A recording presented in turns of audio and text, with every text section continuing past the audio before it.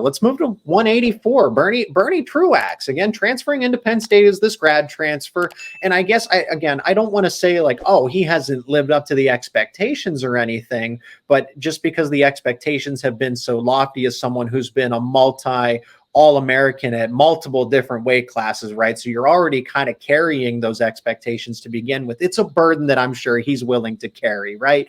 But this is a 184 class where anything could happen. Isaiah Salazar from Minnesota is going to be the favorite since he's the number 1 seed. Lenny Pinto, right, is a top 5 wrestler at 184 and beat Truax. And I felt like with just a little more time, Truax could have won that bout when they went head to head. And they're probably going to face each other again in the semifinals. And then there's Ryder Rogotsky, who it's like, man, he is a pinning machine. I know he has as many losses as he does, but he just pins his way through. It doesn't matter who it is, right? Anybody can be susceptible to him, with him finishing the match with a fall here. So at number 4, I could really see Rogotsky upsetting Salazar. I could see Truax again reminding us all why he's been a All-American at this point in his career. But what's kind of the toughest avenue here for Truax as he navigates a very competitive 184 class? Well, I will say that there's a couple of things.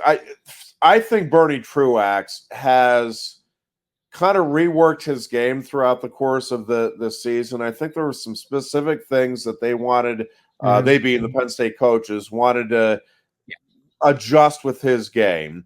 And I think all with the eye toward the postseason and having the success there. So I'm not overly concerned about some of the situations where he got caught and beat. I mean, I don't want to make it sound like it was fluky. I think he lost matches this season, but I think he's been working toward where he wants to be for the postseason. And there were some things that I think he wanted to adjust with his game. And I think he feels really good going into this postseason about where he's at, the looks that he's had throughout the season.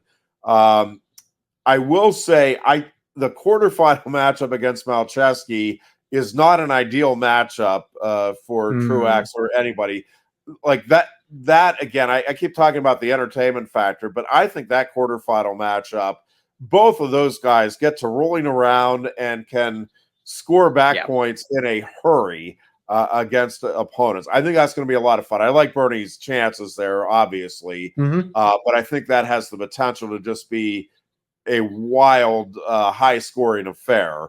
And then, I think he gets another shot at Pinto if he takes care of business, which I think he will, against Malcheski. And then it's, okay, can you, again, apply the lessons learned in that first matchup, make those adjustments early?